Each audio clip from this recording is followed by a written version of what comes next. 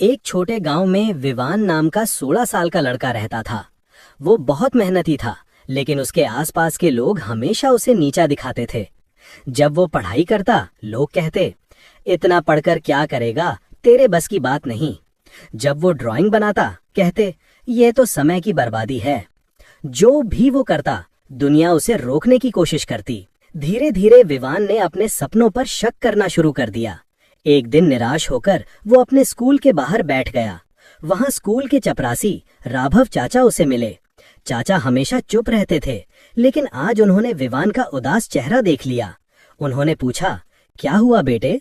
विवान ने हताश होकर कहा, चाचा, कोई मेरी बात नहीं समझता। सब कहते हैं कि मैं कुछ नहीं बन सकता। राघव चाचा हल्का सा मुस्कुराए और बोले, तो तुम मान लेते हो कि जो दुनिया कह रही है वो सच है? विवान चुप रहा। चाचा ने आगे कहा, बेटा, दुनिया की सुनकर कोई भी बड़ा नहीं बना, और जो बड़ा बना उसने दुनिया की सुनना बहुत पहले ही छोड़ दिया। फिर उन्होंने अपनी जेब से एक छोटी मुड़ी हुई तस्वीर निकाली। तस्वीर में वे एक जवान एथलीट थे, मेडल जीतते हुए। विवान हैरान होकर बोला, चाचा, ये तस्वीर किसकी है? चाचा ने हल्की मुस्कान के साथ कहा, ये मेरी है बेटा। विवान और भी आश्चर्य में, आप? सच में? लेकिन ये तो किसी एथलीट की फोटो लग रही है। चाचा की आंखें चमक उठीं। उन्होंने गहरी सांस लेकर कहा, हाँ विवान, मैं राज्य स्तर का धावक था। लोग कहते थे, तेरी स्पीड कम है, तू नहीं दौड़ पाएगा। शुरू में मैंने नहीं माना, पर जब जब किसी ने ताना मारा, मेरे अंदर का जोश थोड़ा थोड़ा टूटता गया। वे थोड़ी देर चुप रहे, फिर बोले, एक दिन मैंने उनकी बातें सच मान लीं और मैंने दौड़ना छोड़ दिया। फिर उन्होंने तस्वीर की ओर देखकर कहा, ये फोटो उस दिन की है जब मैं आखिरी बार जीता था। अगर मैं दूसरों की सुनना ना मानता तो शायद आज भी मेरा सपना जिंदा होता। वे थोड़ा रुके, फिर बोले, सबकी सुनकर मैंने अपना सब कुछ खो दिया। अब मैं चाहता हूँ कि तुम वही गलती मत करना। विवान की आंखें भर आईं। चाचा ने उसके कंधे पर हाथ रखा।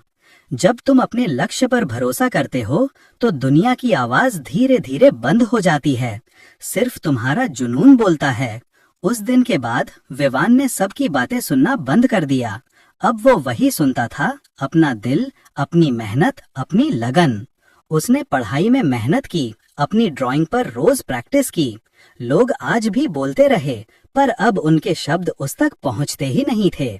1 साल बाद वो इंटर स्कूल आर्ट प्रतियोगिता में पहला स्थान जीता। सभी चौंक गए। उसी भीड़ में खड़े लोग जो कभी कहते थे कि वो कुछ नहीं कर पाएगा, अब उसकी फोटो खींच रहे थे। विवान मंच पर गया और बोला, जिस दिन मैंने दुनिया की सुनना छोड़ा, उसी दिन मैंने जीतना शुरू किया।